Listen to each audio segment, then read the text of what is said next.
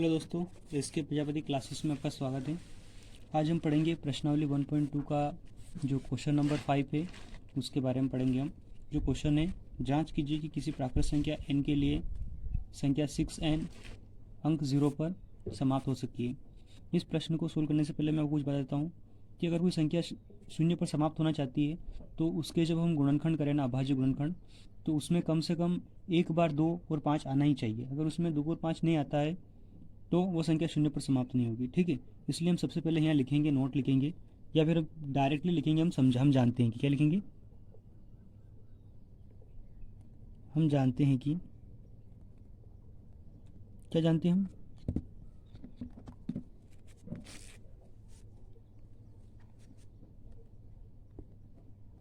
यदि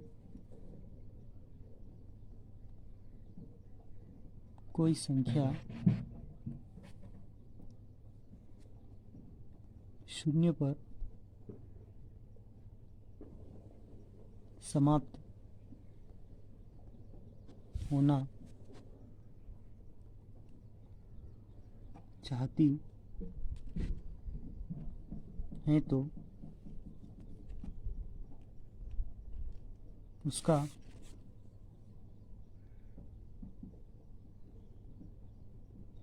अभाज्य गुणनखंड में कम से कम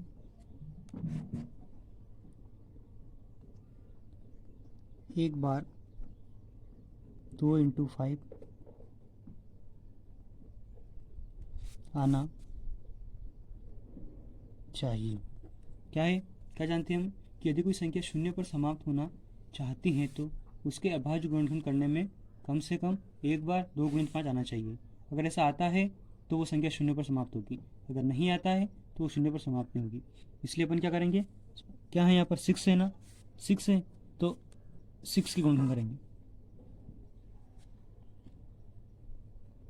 अतः 6 का गुणनखंड करने पर करो, देखिए गुणनखंड क्या आता है। ये 6 है, 2 3 3 1, क्या है 6 का गुणनखंड 2 × 3 आया है। क्या है 2 × 3 आया है। क्या इसमें 5 आया है, नहीं आया है। अगर 5 नहीं आया तो इसका मतलब क्या है कि ये जो 6 की पावर n है ना, ये कभी भी शून्य पर समाप्त नहीं होगी। तो यहाँ लिखेंगे चूंकि 6 का गुणनखंड करने पर यह 2 × 5 के रूप का नहीं है, अर्थात यह कभी भी शून्य पर समाप्त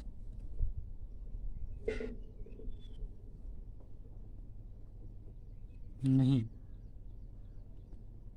होगी। किसी भी प्राकृत संख्या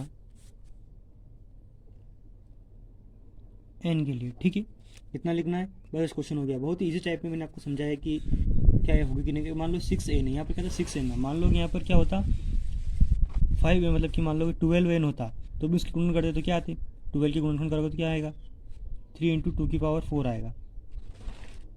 क्या इसमें 5 आ रहा है, नहीं आ रहा है, मतलब 12 की पावर n भी क्या है प्राकृत संख्या, मतलब कि क्या होगा वो कभी भी शून्य पे समाप्त नहीं होगी। इसकी जगह 10 होता है, क्या होता 10 की पावर n होता, तो इसमें आते हैं। जब इसे गुणन करोगे ना 2 5 5 1, 2 × 5 आ रहा है कि नहीं आ रहा है, एक बार 5 आ रहा है, एक बार 2 आ रहा है, मतलब ये शून्य पर समाप्त होगी। ठीक है, ये क्वेश्चन नंबर अपना 5 था जो यहीं पे समाप्त हो गया। यहाँ तक लिखना है अपने को, इससे आगे नहीं करना है। क्वेश्चन नंबर 5 हो गया है। इसी का क्वेश्चन नंबर 6 है कि व्याख्या कीजिए कि 7 × 13 × 13 + 13 और 7 × 6 × 5 × 4 × 3 × 2 × 1 प्लस 5 भाज्य संख्याएं क्या हैं? भाज्य संख्याएं हैं।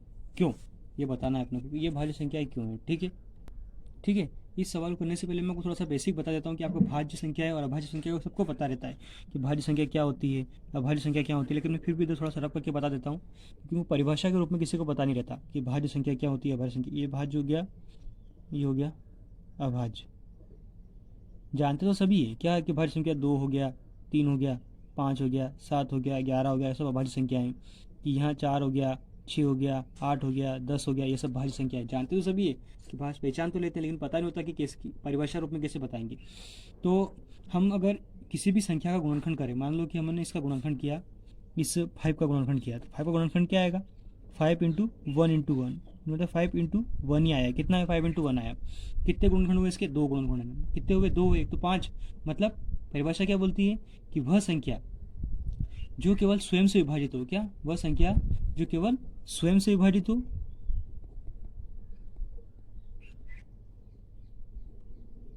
या एक से हो। किससे? या तो वह संख्या जो केवल स्वयं से विभाजित हो या फिर एक से विभाजित हो, वो होगी अभाज्य संख्या है। कौन सी संख्या? अभाज्य संख्या है। वही मैंने इधर से 4 लिया, ठीक है, ये 4 उठाया मैंने, 2 से डिवाइड हो गया कि नहीं हो गया? ये 2 से भी डिवाइड हो गया। इसी को मैं 4 से भी डिवाइड कर सकता, स्वयं से भी डिवाइड हो जाती। वहीं मैं इसको 1 से भी डिवाइड कर सकता था।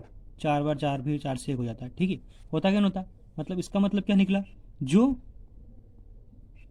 स्वयं से विभाजित हो, एक से विभाजित हो या फिर किसी अन्य से भी विभाजित हो जाए, किसी अन्य से भी विभाजित हो जाए, उसको बोलते हैं अपन भाज्य संख्या। भाज्य संख्या किसे कहते हैं? जो स्वयं से विभाजित हो, एक से विभाजित हो या किसी और संख्या से विभाजित हो जाती है। मतलब 4 ले लिया तो 2 से भी विभाजित हो गया, 4 से भी हो जाता है, 1 से भी हो जाता है। ये हो गया दोनों में मेन डिफरेंस। इसके गुणनखंड किए तो कितने आए थे? 5 इंटू 1 आया था। वही मैंने इसके गुणनखंड किए तो क्या क्या आया? देखो यहाँ पर 2 भी आया है, 1 भी आया है। आया कि नहीं आया? कितने गुणनखंड हुए इसके बताओ? क्या क्या है? 2 गुणित 2 गुणित 1 आया कि नहीं? 4 के कितने हुए? 2 से ज़्यादा हुए कि नहीं हुए? इसमें गुणनखंड किया तो कितने टुकड़े हैं? केवल 2 टुकड़े हुए। इसमें 2 से ज़्यादा हो गए, हुए कि नहीं हुए? मतलब कि भाज्य संख्या वो संख्या होती है जिसके गुणनखंड करने पर 2 से ज़्यादा टुकड़े हो जाते हैं। मतलब 2 से ज़्यादा गुणनखंड होते हैं। जिसके 2 से ज़्यादा गुणनखंड होंगे वो भाज्य संख्या होगी, जिसके केवल 2 गुणनखंड होंगे तो वो अभाज्य संख्या होगी। ठीक है, अब 2 से ज़्यादा कितने भी हो सकते हैं। अब इजी सवाल करेंगे। तो अपना जो क्वेश्चन है वो बोल रखा है कि व्याख्या कीजिए कि 7 इंटू 13 इंटू 13 प्लस 13 और 7 into 6 into 5 into 4 into 3 into 1 plus 5 भाज्य संख्याएं क्यों हैं, ये अपने को बताना है। तो अपन इसका पहले वाला पार्ट लेंगे, ये वाला। ठीक है, यहाँ लिखता हूँ हल। क्या लिखा? केवल हल लिखा है मैंने और कुछ नहीं लिखा है। ठीक है, पहला वाला उतारा अपन ने 7 इंटू 11 इंटू 13 प्लस 13। ठीक है, यहाँ पर कुछ कॉमन दिख रहा है, इधर भी 13 है, इंटू वाला है तो ये दोनों पार्ट इंटू में और ये प्लस में। इसमें से इसमें 13 कॉमन है तो मैंने 13 को कॉमन निकाल लिया। यहाँ क्या बचा? 7 इंटू 11 गुणे में है तो ये बचेगा और प्लस इधर 1 बचा। ठीक है, आगे करेंगे। 11 7 77 हो गया, पहले गुणा करते हैं फिर प्लस होगा तो 11 7 77 और 78 हो गया। कितना हो गया? 78 हो गया। कितने हो गए इसके गुणनखंड? 13 इंटू 78 है। क्या बोला? क्यों है? इसको इसके मल्टीपल में कुछ नहीं तो 1 लिख सकते हैं, लिख सकते हैं, लिख सकते हैं। क्योंकि अब यहाँ लिखेंगे क्योंकि हम जानते हैं कि ये लिखेंगे चूँकि हम जानते हैं कि किसी संख्या के 2 से अधिक गुणनखंड होने पर वह एक भाज्य संख्या होती है। क्या होती है? भाज्य संख्या होती है। इसलिए ये क्या हो गया? 13 गुणित 78 इंटू 1 हो गया कि नहीं हो गया? इसलिए यह एक भाज्य संख्या है। ठीक है, यहाँ क्या लिखेंगे? यह एक भाज्य संख्या है। इसी प्रकार से इसके साथ वाला एक और था, कौन सा था? 7 into 6 into 5 into 4 into 3 into 2 into 1 plus 5 था। यही था ना? इनमें देखो पूरा में कॉमन क्या है? ये सब मल्टीप्लाई में, यहाँ से लगाकर यहाँ तक सब मल्टीप्लाई में और ये प्लस में। तो इसमें से ये 5 कॉमन है। क्या कॉमन है? 5 बार आ गया, इधर बचा 6 7 6, 5 बाहर चला गया, 4 बचा, 3 बचा और 2 बचा और 1 बचा और इधर प्लस में 1 बचा। इन सब की गुणा करो कितना आता है, 6 7 42, ठीक है। गुणा करो सबकी, 6 7 42 बचा, 12 दूनी 24 बचा इधर, ठीक है, प्लस 1 है। इन दोनों का आपस में गुणा करो, ठीक है। मैं आपको गुणा करना नहीं सिखा रहा हूँ, गुणा करना आना चाहिए। इसमें से गुणा करेंगे ना, 24 दूनी 48 चौक, हाँ तो 1008 के समथिंग आएगा। ये कितना, 1008 प्लस 1 हो जाएगा। फिर 5 किया, हो जाएगा 1009, ठीक है। कितने गुणनखंड हो गए इसके भी, ये हो गए। कुछ नहीं तो 1 लिख सकते हैं, लिख सकते। इसके भी 2 से ज़्यादा गुणनखंड हुए कि नहीं हुए, इसलिए चूंकि वही लगाएंगे, वही लिखेंगे, चूँकि हम जानते हैं कि संख्या के 2 से अधिक गुणनखंड होने पर वो एक भाज्य संख्या होती है। ये लाइन लिखेंगे और बस इति सिद्धम लिख देना चाहो तो, और क्या लिखोगे। हो गया ये सवाल भी। अगला वाला क्वेश्चन क्या है, इसको मैं कॉपी में नोट नहीं करूँगा कि बहुत बड़ा है ये, इसका थ्योरी बहुत बड़ा है, लिखा हुआ है, मैं यहीं पढ़ के बता दूंगा। किसी खेल के मैदान के चारों ओर एक वृत्ताकार पथ है। इस मैदान का एक चक्कर लगाने में सोनिया को 18 मिनट लगते हैं, जबकि इसी मैदान का एक चक्कर लगाने में रवि को 12 मिनट लगते हैं। मान लीजिए वे दोनों एक ही स्थान पर और एक ही समय पर चलना प्रारंभ करते हैं, तो एक ही दिशा में चलते हैं, कितने समय बाद वे पुनः प्रारंभिक स्थान में मिलेंगे, ठीक है। तो इस क्वेश्चन में हमें याद करना है, मतलब कि एक रवि है और एक सोनिया है, दोनों ही एक मैदान है, खेल का मैदान है, एक वृत्ताकार मैदान है जिसके चारों ओर चक्कर लगा रहे हैं, ठीक है। तो पहले मैं वृत्त बना लेता हूँ। थोड़ा सा टेढ़ा मेढ़ा बनेगा, एक्यूरेसी इतनी अच्छी नहीं है गोला बनाने की मेरी, वृत्त बनाने की। एक वृत्त हो गया, ठीक है, ठीक है। रास्ता हो गया, इसके बीच बीच का ये रास्ता है, ये क्या है, ये बीच में का रास्ता है। मान लो कि यहाँ से दोनों स्टार्ट करेंगे रनिंग करना, यहाँ से स्टार्ट किया रनिंग करने में। ये एक है सोनिया, ठीक है, ये कौन है, सोनिया है। सोनिया को कितना टाइम लगता है, सोनिया को 18 मिनट लगते हैं। कितने, सोनिया को 18 मिनट लगते हैं। और एक और है रवि, कौन है, रवि।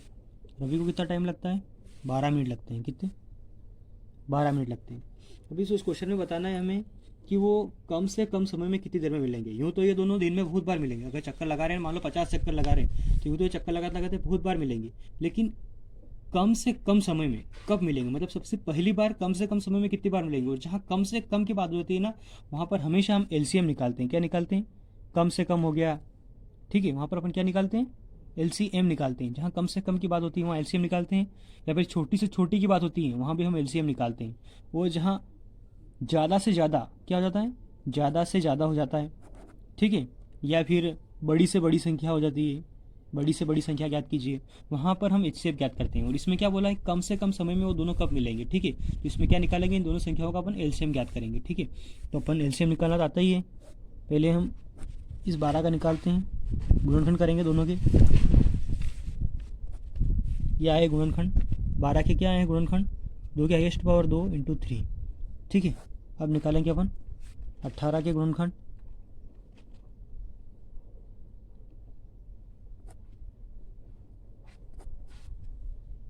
ये 18 हो गया, 2 के हाईएस्ट पावर 1 है, 3 2 है ना। एलसीएम क्या करते हैं अपन, एलसीएम में क्या करते हैं, सबकी हाईएस्ट पावर लेते हैं। 2 की हाईएस्ट पावर कितनी है, 2 है, तो ये 2 की पावर 2। 3 की हाईएस्ट पावर कितनी है, 3 2 है, ये 2। तो एलसीएम क्या आया है अपना, 4 4 नम 36। कितना एलसीएम, 36। मतलब जब वो पहली बार मिलेंगे ना, वो कितनी देर मिलेंगे, 36 मिनट में। कब मिलेंगे वो, 36 मिनट में पहली बार मिलेंगे। तो यहाँ लिखेंगे, अतः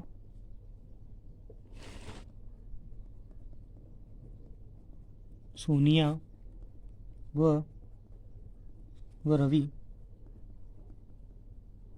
प्रारंभिक बार 36 मिनट बाद मिलेंगे, ठीक है। धन्यवाद मेरे इस वीडियो को देखने के लिए, और प्लीज़ मेरे इस चैनल, छोटे से चैनल को लाइक और सब्सक्राइब जरूर करें, ताकि मैं आपके लिए इसी प्रकार से वीडियो बनाता रहूं। धन्यवाद।